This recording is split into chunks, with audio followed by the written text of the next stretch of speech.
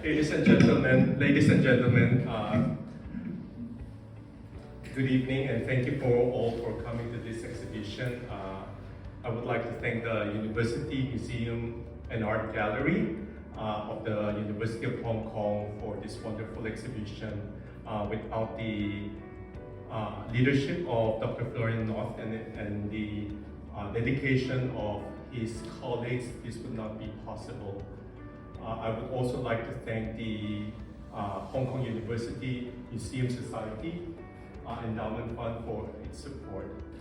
This exhibition is about two artists born in the same year, one based in Tokyo and one based in Kyoto.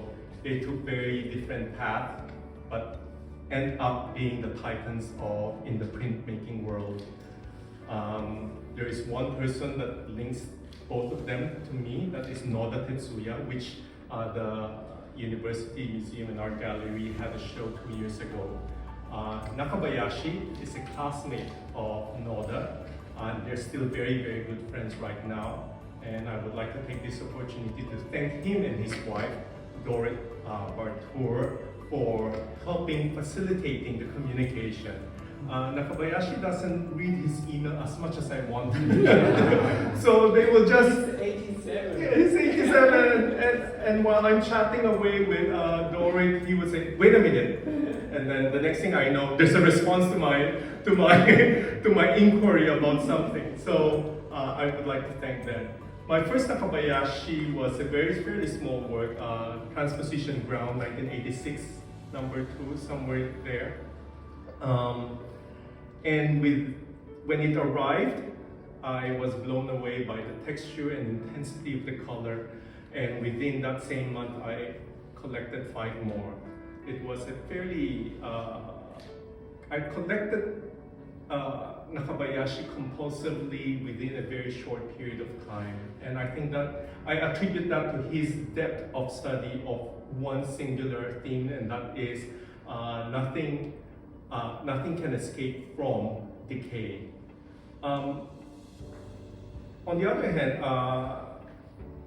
Kurosaki, my link to Kurosaki is that when I was doing research on Noda Tetsuya, I found out that Noda Tetsuya and Akira Kurosaki, or Kurosaki Akira, they were both largely responsible for the new international wave of mokuhanga interest. So they traveled a lot around the world promoting this beautiful art form. And with Kurosaki, I collected his work sporadically over a longer period of time, and I attribute that for his breadth of style and breadth of themes.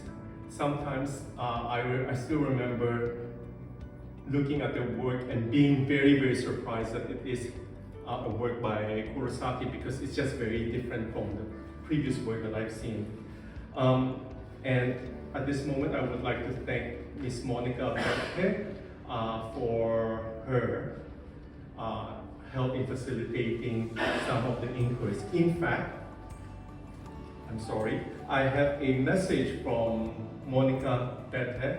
She's the wife of Kurosaki Akira.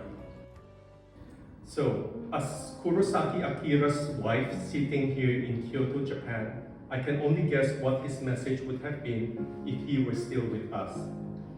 Kurosaki loved to travel, and it would have given him great pleasure to join you today. He might have spoken of the history of Japanese woodcuts, emphasizing the cooperative world of painters, carvers, printers, and producers. Or he might have told you of his trip to China and his fascination with ancient Chinese printing technique and tools. He would not have said much about his own work because he always wanted people to see his work through their own eyes with their own associations.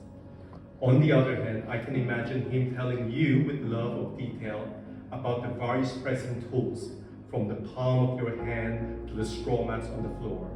Or he might have shared the magic of papers that absorb water and color differently and lend their texture to the image. He could have described how his shift from Torinoko paper to old Korean paper opened up new possibilities of textural depths and also presented new challenges for printing. Kurosaki was fascinated by the effect of time and weather. Please take your time to look beyond the first impact of these images. I also have a message from Nakabayashi. I am grateful to you all for coming to this exhibition. Unfortunately, I am unable to be there to meet you all. My wife and I are both 87, and we have reached a point where we can no longer push ourselves too hard. My works often feature the ground. This theme began in 1975 when I looked down at my feet to dispel the floating feeling I had acquired during a year of living abroad. Over time, I became engrossed in the conflict between black and white, which converged into a metaphor for life and death. In the words of poet Mitsuharu Kaneko, nothing can escape from decay. My own sense of self and aging are reflected on the copper plate as I fix images through corrosion.